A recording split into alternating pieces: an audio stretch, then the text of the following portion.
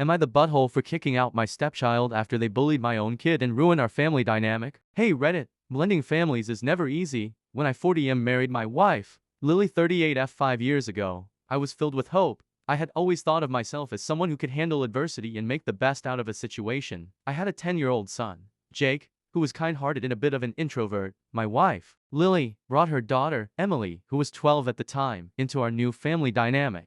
Emily was the complete opposite of Jake, outgoing, confident, and always the center of attention. Initially, everything seemed fine. Jake and Emily weren't best friends, but I never expected them to be, as long as they could coexist and share space. I figured that was a victory. Lily and I had agreed early on that we'd approach parenting as a team, but as the years passed, it became painfully clear that blending our families wasn't going to be as smooth as we had hoped. Emily started making little comments about Jake almost immediately after we moved in together. At first, it was small stuff. She'd tease him about how quiet he was, calling him weird or antisocial because he didn't talk as much as she did. I thought this was just normal sibling behavior, especially since Emily was used to being the center of attention. I figured they would find a balance eventually, but it didn't stop. If anything, it got worse. Emily would constantly mock Jake for the things he liked, calling his video games stupid or saying his friends were losers because they weren't as popular as hers. Lily would occasionally tell her to cut it out, but she never seemed to take it seriously, and I didn't push back as hard as I should have.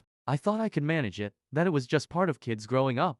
Looking back, I realize now that I made excuses for Emily's behavior because I didn't want to rock the boat. Jake was always a quiet kid, and I knew he could handle himself, or so I thought. He rarely complained, and when he did, it was in such a soft-spoken way that I would convince myself it wasn't as bad as it seemed. I would tell myself, they're just kids, they'll grow out of it. But kids don't just grow out of bullying, it festers. And as it went on, Emily's bullying of Jake grew more intense. She started calling him names like loser and freak. I'd catch her making fun of his clothes, his hair, the way he talked.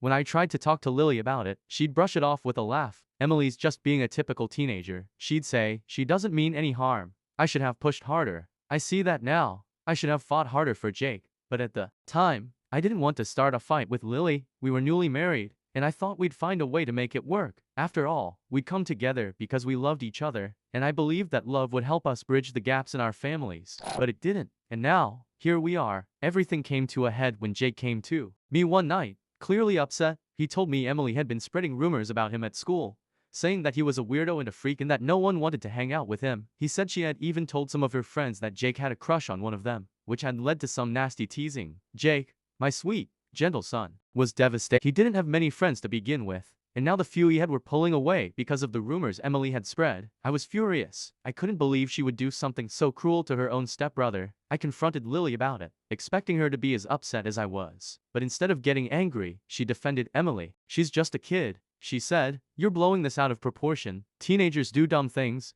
I couldn't believe what I was hearing. How could she dismiss this as just a kid thing? This wasn't normal sibling rivalry, this was bullying. Jake was suffering, and she was making excuses for her daughter. That was the first big fight we had as a couple. I told her that if she didn't take this seriously and start disciplining Emily, I didn't know what I'd do. She got defensive, accusing me of being too hard on Emily and not understanding how difficult it was for her to adjust to having a stepbrother. She said that Emily's father was unreliable, and Emily was probably acting out because of abandonment issues. While I sympathized with Emily's struggles, I couldn't accept that as an excuse for what she was doing to Jake. My son was being tormented in his own home, and I was at my breaking point. But Lily wouldn't budge. She kept saying that I needed to be more understanding and that I was overreacting. I wasn't overreacting, I knew that much, but I felt stuck. I loved Lily, and I wanted our marriage to work, but I couldn't let Jake keep suffering like this. After our fight, things didn't get better. Emily continued to bully Jake, though she became more subtle about it when I was around. She'd make snide comments under her breath, roll her eyes when Jake spoke, or laugh at him when he tried to join in family conversations.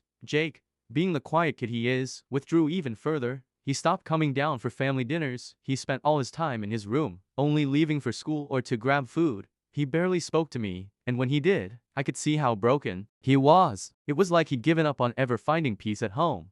Things took a turn for the worse when I noticed that Jake's grades were slipping. He had always been a good student, but now his teachers were sending home notes expressing concern about his lack of participation and his declining performance. When I asked Jake about it, he shrugged and said he didn't care anymore. That's when I knew this had gone too far. My son was losing his sense of self, and it was clear that he didn't feel safe or valued in our home. I sat him down and asked him how he was really feeling. After some hesitation, he opened up to me in a way that he hadn't before. He told me he felt like an outsider in his own home. He said that no matter what he did, Emily always found a way to make him feel worthless. He said he didn't want to come home after school because he knew Emily would be there, waiting to humiliate him. He confessed that he had even thought about transferring schools just to get away from her and the rumors she had spread about him.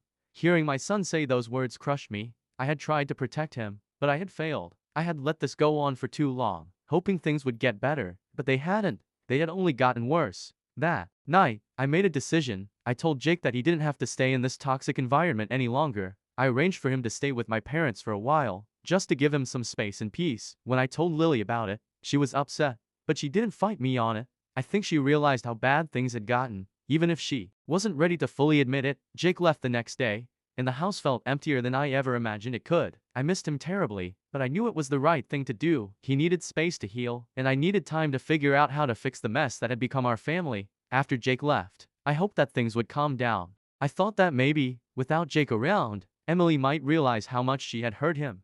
Maybe she would feel some remorse and try to make things right, but I was wrong. Instead of reflecting on her actions, Emily's behavior got worse. She became more disrespectful toward me, pushing boundaries in ways she hadn't before. She started breaking curfew, lying about where she was going, and being openly defiant. It was like, without Jake as her target, she needed to lash out at someone else, and that someone was me. I tried to talk to Lily about it, but every time I brought up Emily's behavior, she got defensive. She would say that I was being too hard on Emily and that I didn't understand what it was like for her. She blamed everything on Emily's difficult relationship with her biological father and insisted that what Emily needed was love and patience, not discipline. But I had run out of patience. This wasn't just about Jake anymore. Emily was spiraling out of control, and if Lily wasn't going to do anything about it, I would. I couldn't stand by and watch our family fall apart while Emily ran wild. The final straw came one night when Emily came home hours after her curfew. Clearly having been at a party, she reeked of alcohol, and when I confronted her about it, she laughed in my face. That was it. I had had enough. I told her that if she couldn't respect the rules of the house, she couldn't stay here anymore.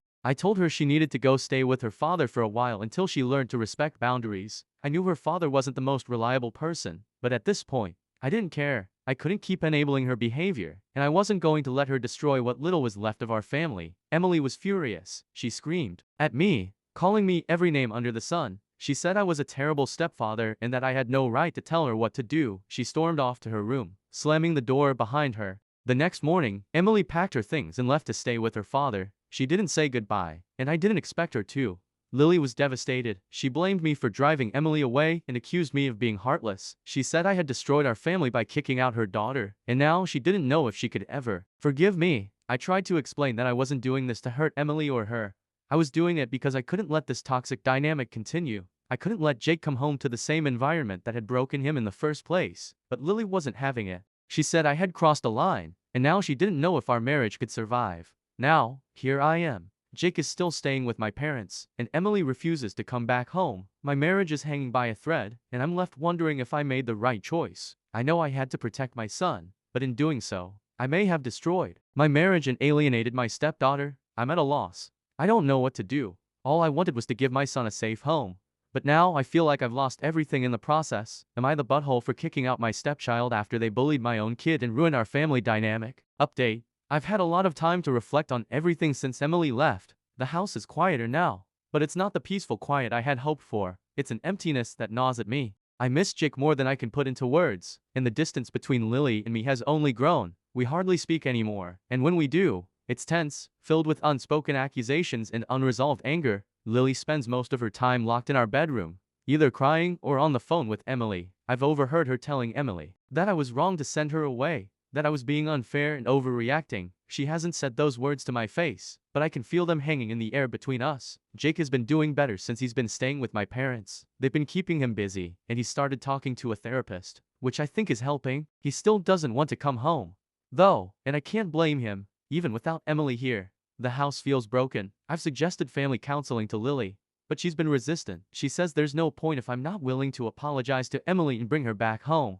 But how can I apologize for protecting my son? How can I bring Emily back when I know she hasn't changed? I don't know where we go from here. I don't know if our family can be repaired or if too much damage has been done. All I know is that I tried to do what was right for my son, even if it meant sacrificing everything else. Please let me know what you think in the comment section down below. And if you enjoyed the video, make sure to like and subscribe, please.